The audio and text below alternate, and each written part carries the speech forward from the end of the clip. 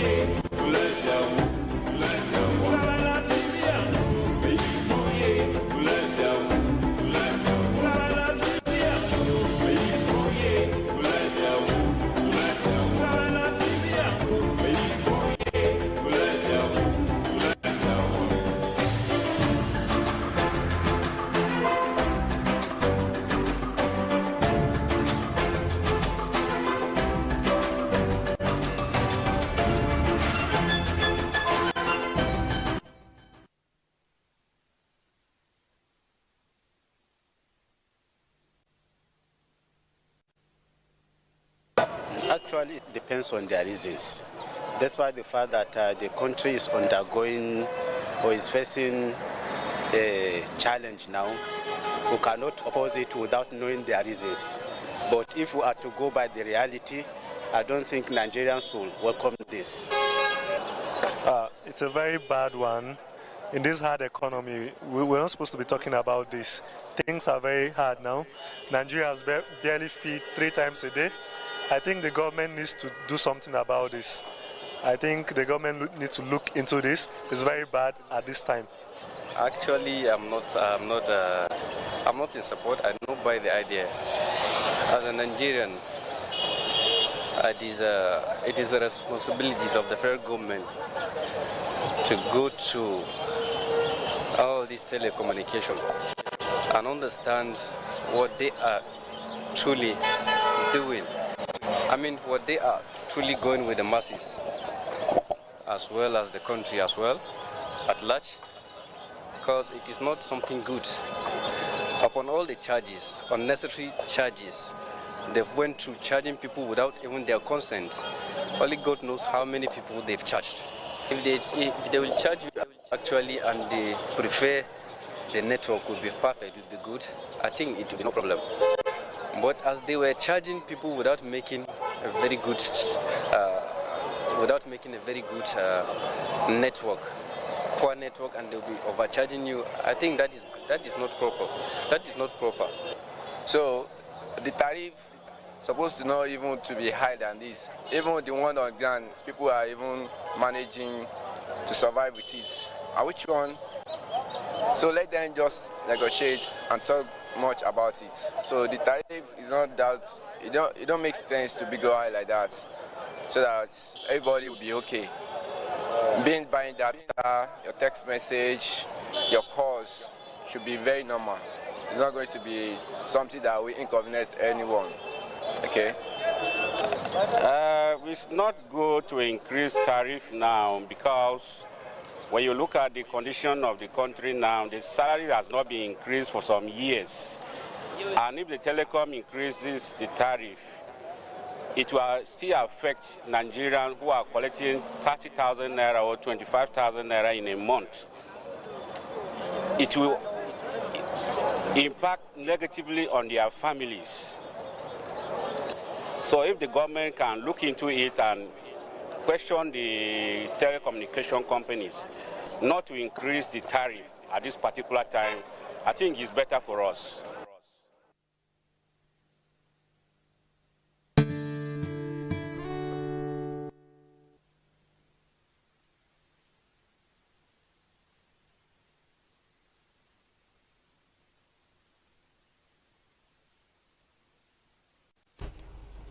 Femi Adiagbo, the Managing Director at Comno Vig ICT Advisors, is with me here at the table. Hello, Femi, and welcome to the program. Long time no see. Nancy, how are you? Indeed, it's been a long time. I'm well. You're looking very well? Yes, I am. I'm in a good place. Good. Yes, thank you. Let's get started. The proposed plan to hike tariffs, how justified are the telecom operators, really? I'm asking that question on the background of every other thing seemingly prices are already inflated.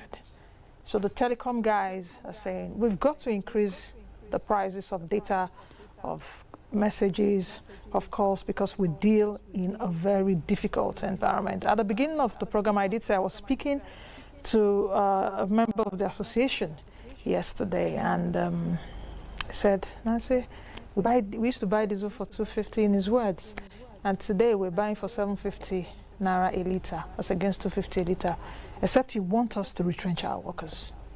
That's what he told me yesterday. So what do you think? Thank you very much, Nancy. I think we should look at it. We should look at two sides of the coin. The war in Russia, or the Ukraine conflict, COVID supply chain disruptions, all these things have spiked prices of things like diesel across the world. So the operators have a valid point if they say that, look, our costs are rising. You want the same level of service, you want us to even roll out more. I mean, two of them, I've just paid. Yeah, for the 5G license. 5G, that was about $270 million. Yes, $273 million. You want all this, you want service quality to be okay. So, somebody has to pay. Basically, they are alleging a subsidy. They are basically saying, as it is now, they are subsidizing our usage of these things. On the other side of the argument, you would see people say, but I mean, things are already hard enough. Food prices are going up, all these other problems, so it becomes a case of having a proper conversation. I don't think we have proper conversations in Nigeria about our economy, about the size of it, what are we even doing with the telecom services, what's happening on, say, social media. I'm an employer, and I can tell you that one of the biggest problems is actually getting staff, good, committed staff. I thought I was the only one. No. And then people tell you that, there's 33% unemployment. Yes. Oh, okay. And then all of a sudden, you look at our last year's imports. Go and look at our imports. It's still clothing, textiles, phones, cars. So you start, you start thinking, do we really know anything about anything, or are we just? You have an 80% informal sector. I can take you to suya sellers in Abuja who turn over ₦1 million a day from the side of the road. Plenty. Do we capture them? in our economic size, people don't realize 88, and this is important for telecoms, 88 million Nigerians are under 15. Yeah. So even when we talk 200 million population, it's not exactly accurate in that sense. Because if you look at the top economies in the world, they all have under 20% under that age bracket. If you look at the poorest countries in the world, they all have over 40% in that age bracket because they are not productive yet. Drag it to 19 and it becomes 50% of population. What are we even doing with the telecom services? We see what's happened on Instagram. We see all the, I mean, a lot of businesses, commerce. Commerce is going on, but I'm not sure that the commerce is more than the rubbish. I'm sorry to use the word rubbish. That is going on there. And we've been shouting about this for years. Yeah, we've had these discussions. But now we're seeing what Chrisland, we're now seeing real moral collapse and waste. You know, so you can't keep saying there's no money. But WHO says, oh, 30% of you are now chronically obese. You're eating too much, you are fat. I'm sorry. You can't keep saying there's no money, but you're importing cars to the tune of $3 billion a year. I went to Lekki the other day. I've never seen that many G-Wagons anywhere in Europe. G-Wagons everywhere, LX570s, Jeeps. So you have to step back and think, are we really capturing the right data? Is it wastage? Or are we telling the real story? Or are we saying what is convenient? Because we like to be the victim. If you ask a Nigerian, how are you? The most likely thing, we're just managing. End of story. But the person probably just came back from Dubai, or they are just going to Dubai. But Femi, the question is the ratio of those people that you're talking about are lower than the ratio of the people down below. That, of course. Now, the problem is we don't know the facts. And these same people also have phones. Yes. And that's why the operators probably need to be ingenious as well. Do they really need the 2G spectrum licenses or the 3G ones? Can they vacate them and transit people to 4G and now 5G and maybe subsidize the devices, for example? You know, so there needs to be a bit of thinking out of the box. How efficient are they in managing their own costs? Have they tried hard enough to transit from diesel, for example, to renewable energy? Some will tell you, oh no, but when we tried that, they stole the solar cells and everything. Yeah, but we can't keep saying, we can't, okay, so because they blow up rail lines, so we say no more trains. So because there's still solar cells, we say, well, no more solar. We can't. So we need to have granular conversations. I looked at some reports on MTN, for example. They say in their reports that even internally, they are cutting down on printing, they are digitizing internally to reduce costs. 5G will come now. A lot of companies will have the opportunities to use sensors to manage the environment more cost effectively. Are the operators doing things like that? So we need to have very granular conversations. And who are those that will have these conversations? Is it the stakeholder and the NCC? Yes, the NCC, because no price increase can take place, of course, without the NCC's concurrence. Now, will the NCC let's even look at the politics of it. I mean, 40% hike, probably in a season of politics, it's not good optics. It's not good optics at all. But is it also good optics if the operators start retrenching? Because you see, the big boys may survive. But we've been having problems. Inflation is already high. Food prices, almost everything is high. In fact, the airlines were also calling airline services or tickets are high. So it's like these telecom guys are like the last in the chain to say, everything is high. Guys, we've got to increase. So there's already bad optics already. That's what I'm trying to say. But you see, so will this really make a difference? The problem is this, Nancy. Most people assume that business is set up just to set up. No, they're in business for profits. So people would look like at an MTN and say, but look at your revenue, 1.something trillion? Yeah, I was coming to that. This kind of profit, but look at Zenith Bank's profits compared on that turnover, much higher, yeah? And so they're making money, but they set up the business actually to make money for their shareholders. where do you have that crossover where it's exploitative, where they can no longer invest impactfully? And it may not be the big ones that would suffer. Yeah, I was coming to because that. they have scale economies. Yes. It may be the much smaller ones. Now, let me take, because only 2 people have paid for 5G, the rollout cost on 5G is not going to be cheap. But the opportunities there as well in terms of industrial applications. I mean, we ran a 5G masterclass recently at Comnavig, and the share, you are only bound by your innovation. So some would argue that, look, guys, yes, you need to sink in money, but you're going to make even more money. But that's probably only the big boys. What will happen to the smaller operators? So that brings about all the questions. Do we even have too many operators? You know, at a point it was like banks. Do we have too many banks per capita? You need to go back again to the 88 million who are under 15. Because if you keep counting 200 million, you're going to be getting a wrong picture. They can't spend yet. They are dependents. People are spending for them. But then, I know 15-year-olds who carry, I mean, it's a small proportion, but if you, the urban woke, and there are a few millions who carry iPhones.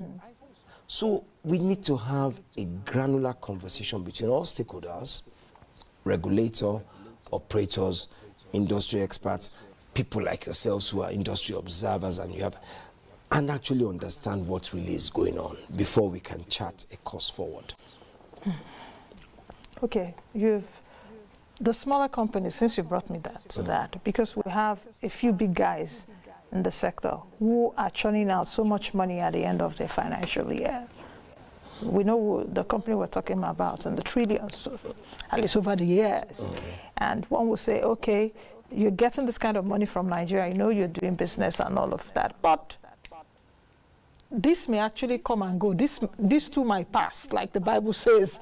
Do you understand? Because this is like a situation that was necessitated by perhaps what we're seeing around global economy now. Inflation is high everywhere and all of that. Can you guys just give Nigerians a breathing space?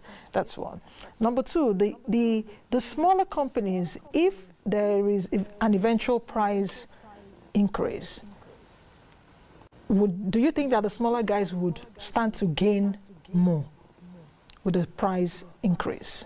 I think let me stop there before I take other questions. Yeah, you're right. It gives the smaller guys a chance to survive because a lot of them are already struggling with meeting up with their regulatory obligations, payments. You know, the signs of stress are already there. But the argument some of them are making, because I speak to a lot of them behind the scenes, yeah? One said, but Femi, I don't understand. If we are drinking, is it a case of what we use money for? Because what causes inflation, Nancy? It's a mismatch between demand and supply. Dollar cannot go to what it is if Naira is not chasing it. Yeah, that's, it's a supply gap that causes inflation. That's the classic economic definition of inflation. It's too much money chasing fewer goods.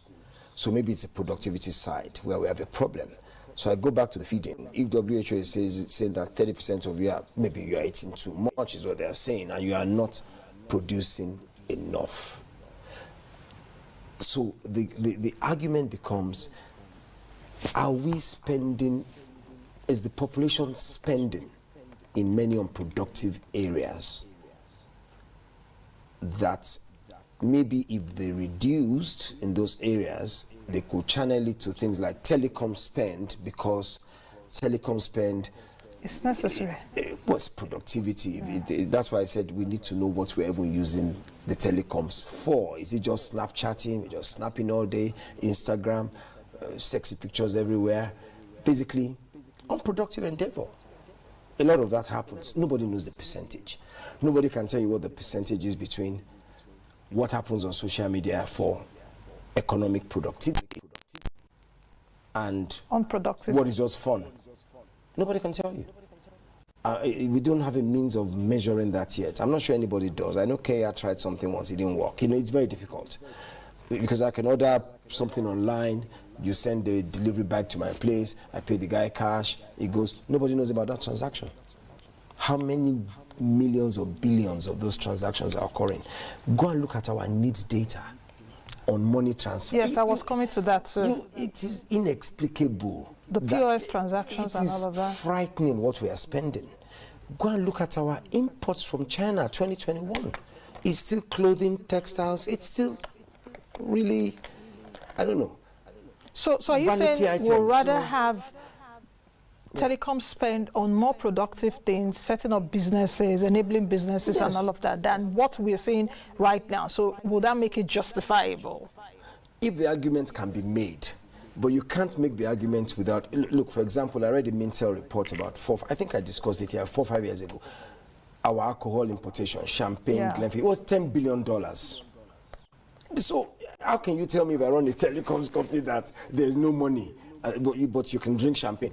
When you drink the champagne, you deposit it before you even leave the location where you drank it. If it's No, in but the that- question, like I So, said, you know, Femi, before, is that not we many need of us drink champagne. if But I only- understand the fact that the many of us that do not take champagne have phones, Yes. buy data. If we don't even have Android or phones that are internet enabled, we'll buy for calls and SMS and Yes. all of that. So a few of us, essentially, are sapping the life from the bottom layers. That's the way to look at it. Okay. So a few are being subsidized to the detriment of a lot. Yeah, I like the word subsidy in a sense because it gives us a reality check. Just juxtapose telecoms to petroleum, for example. If you fill your G-Wagon in Nigeria, probably costs you what, 15,000 naira? Fill the same G-Wagon in London, and you'll be about 90,000 naira. But the UK has 4 refineries that are working, and they also churn out about 1 million barrels of crude a day. So what's the argument there? The pricing is not correct, period. Now, who are we really subsidizing? Is it the Uber driver who has a small Corolla? Or all the LX 570s, G-Wagons, Range Rovers? Every big engine car in Europe, eventually, well, not every, I mean, that's just an exaggeration, finds its way mainly to where? Nigeria. So you see all the cars on the road, 500, 5.7, 5.5, 3.5. But you and I know in Europe, you can't do that. So if you juxtapose it to telecoms again, is it the consumption habits of a few that are draining life literally from the lot? And then when it comes to talking about costs, they have to bear the burdens as well. Because if you increase it by 40%, Nancy, with all due respect, it won't affect you. It won't affect how you use the phone. Probably won't affect how I use it as well. Do you see my point? But some people would then have to, Reduce. be more careful. Yeah. Now, what do they do with the phones? What do all the gatemen I see sitting down outside the houses all day doing this? What are they doing? Are they taking online courses on how to do something? Or are they all looking at jokes, fun content, skit makers? That are making money off the That phones. are making money.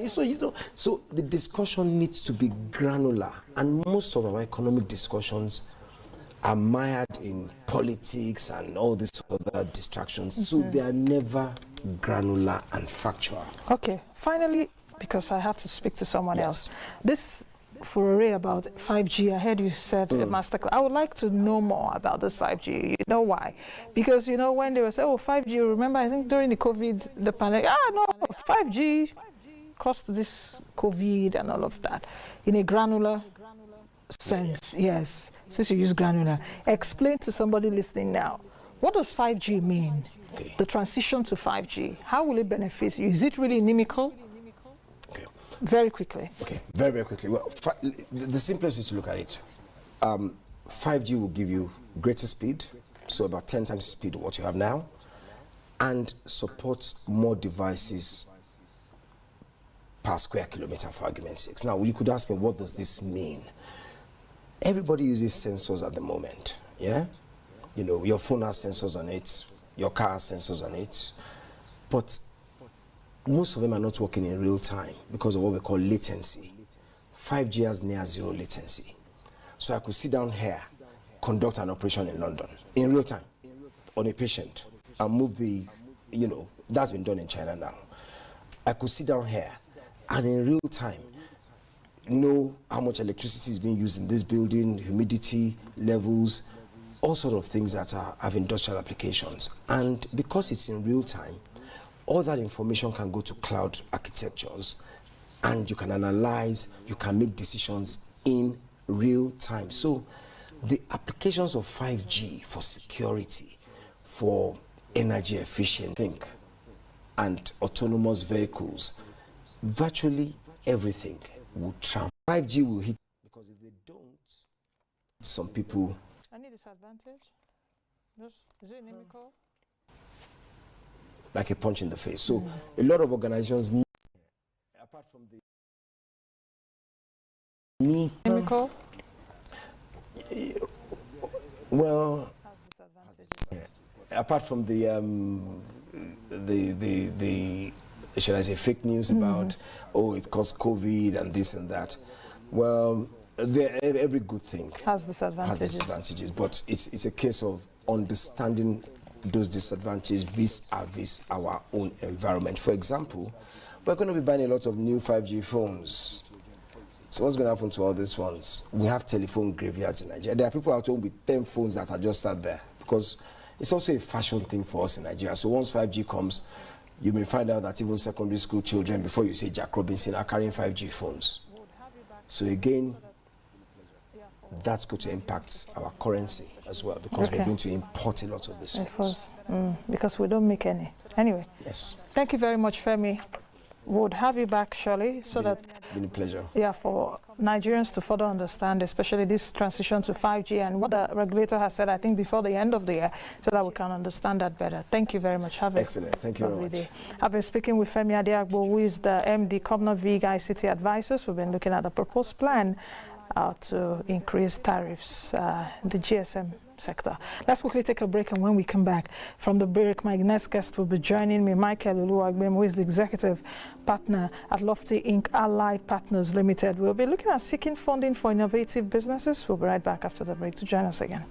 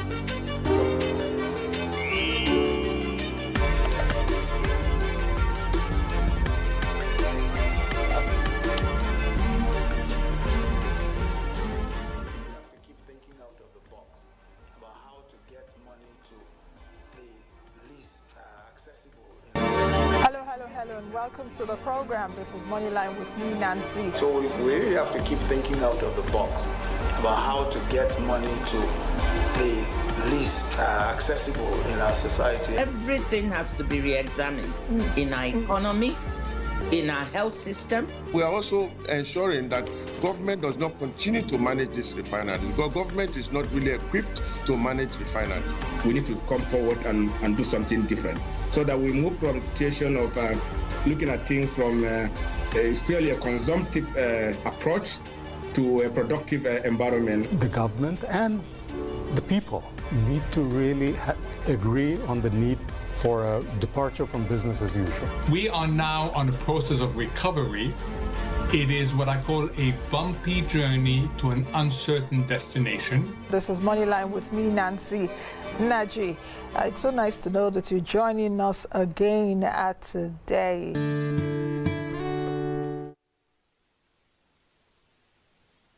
5G and all of these things.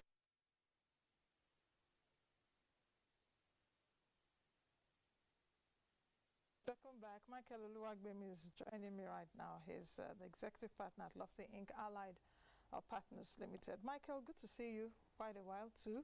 Where have you guys been? Everybody's making money. Welcome back. Michael Oluwagbemi is joining me right now. He's the executive partner at Lofty Inc. Allied Partners Limited. Michael, good to see you. Quite a while too. Where have you guys been? Everybody's making money attending to their businesses. The same way I'm here attending to my business too. So welcome to the show. Now let's get started. I know you listened to Femi earlier on, and if we can actually take it from there, because we're seeing that we're seeing opportunities now around the digital space. A lot of tech companies getting money, getting funding, even from the guys abroad, in tunes and tunes of dollars. I've spoken to a few of them here on the program. Can you speak to me about some of those opportunities that are really inherent, not just even in the tech space, but in other areas? Yes, in other areas. Absolutely. Thank you very much for the opportunity once again, and Happy New Year. Yes, we've not seen you in a while. I think since the pandemic, COVID, we spoke. Yes. Thank God. And part of the reason why we're where we are today when it comes to innovative businesses or technology startups, as the case may be, or digital businesses generally, is the pandemic. I think that the pandemic accelerated the rate of digitization in Africa. People were more comfortable, even my own grand aunties and grand uncles in their 80s and 90s now started to do Zoom. Businesses started to move online faster. People were more comfortable paying with cards and using digital platforms. So as a result of that, a lot of businesses also saw that the only way they could serve their customers, even physical restaurants started to do delivery. So again, this created a shift in the economy. And as a result of that, there's an increased demand. And when there's demand, Nigerians are entrepreneurs. We naturally start responding to them. And the truth also was that a lot of these businesses already existed before. They just never had traction. And then the COVID-19 pandemic accelerated the traction that they saw. And as a result of that, investors have responded. In 2020, the overall funds that were raised by innovative startups in Africa was about $1.7 billion. Last year, it's about $6.2 billion. This year already, it's almost $4 billion. And we're not yet in the middle of the year. In fact, it took 17 weeks to get to $3 billion funding this year. Last year, it took 32 weeks. And the year before that, they didn't even get to $3 billion. So it's showing you that funding also is now responding to funding these startups. But again, I see that that's just a beginning. The other part of this also is the infrastructure that will also, of digitization, that is going to be in place.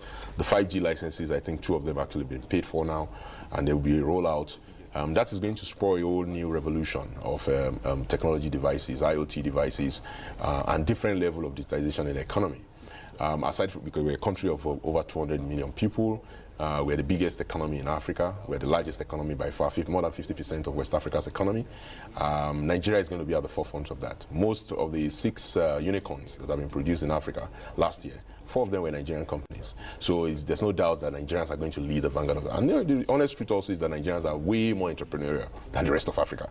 It's just the nature of Nigerians. I mean, we do business everywhere we are. We are business people, we are trade people. So I think Nigerians are going to have an opportunity to participate in this new digital economy. But the opportunities beyond digital, and that I think is also an interesting part of this conversation, because aside from just us using this digital platform, usually that's the first phase of innovation, at least from other trends we've seen across the world. Fintech is going to lead, then you're going to have a few of other things, including edutech and health tech and all of that come after. The opportunity in Nigeria is our ability to even innovate, be that businesses to innovate in things that Nigerians need in their everyday life. I call it the basics of life, especially around things like agriculture. Food security is going to become more important. The war in Ukraine and Russia has raised alarm now across the continent, and people realizing that we depend too much on imports for our food. Nigeria is a little bit down the road on that, but we need our scientists to also do a whole lot more when it comes to developing resilient crops or resilient seeds to ensure that Nigerians can be able to grow their own food, regardless of drought or rainfall patterns. We're also going to see innovation in the area of biopharmaceuticals. I mean, COVID-19 created an opportunity for a few pharmaceutical companies to come up with vaccines and different kind of responses, treatment and curative treatments. Nigerians, we have to pay more attention to that, because when you have 220 million people, or over 200 million people. They want to live longer, they want to have a better life, and then you must have responses that are unique and local to you. And so these are the opportunities I see there going forward in the future. What are the things that an innovator or an inventor of an idea or a refiner of an idea that is already existing, what are the things that a person needs to put in place right now in terms of formation and funding of business? Because we see a lot of Nigerians forming their businesses. One of the challenges is access to capital, access to financing, access to funding. I know you've done quite a lot in that. And I think your company raised...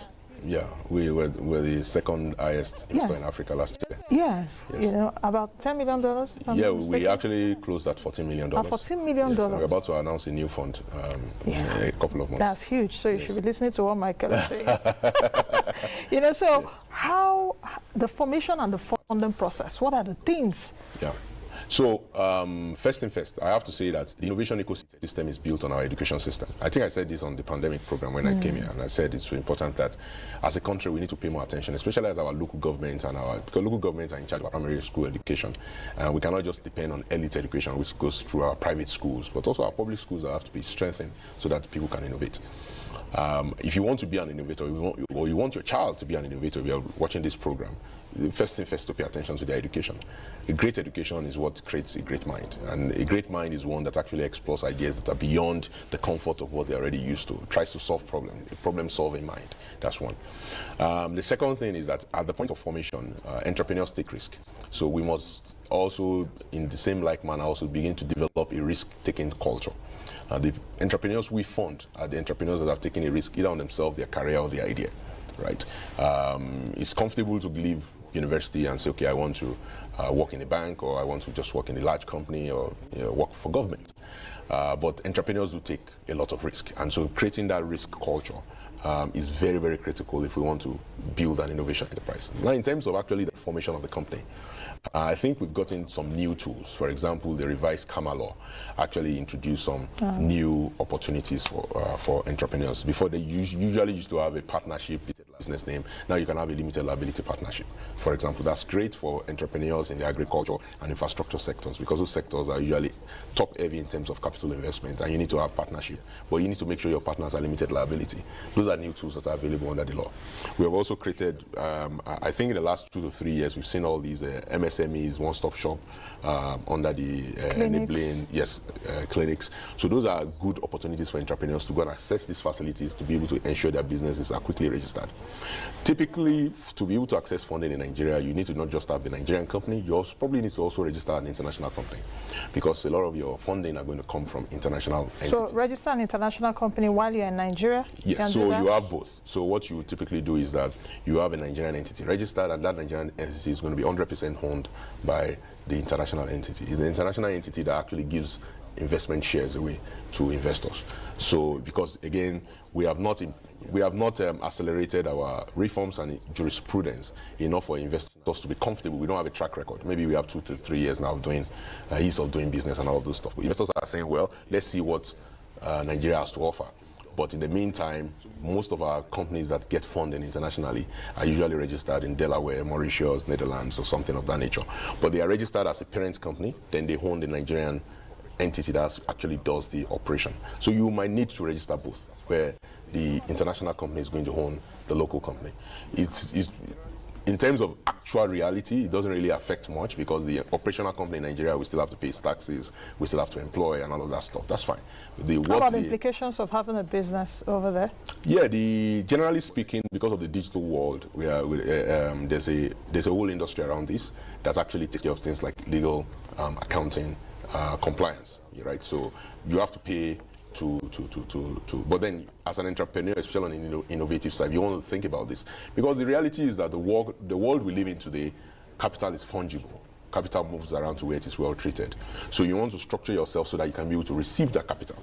You also want to make sure that you have protected your IP, because again, under our own laws here, we don't have a very strong intellectual property protection. So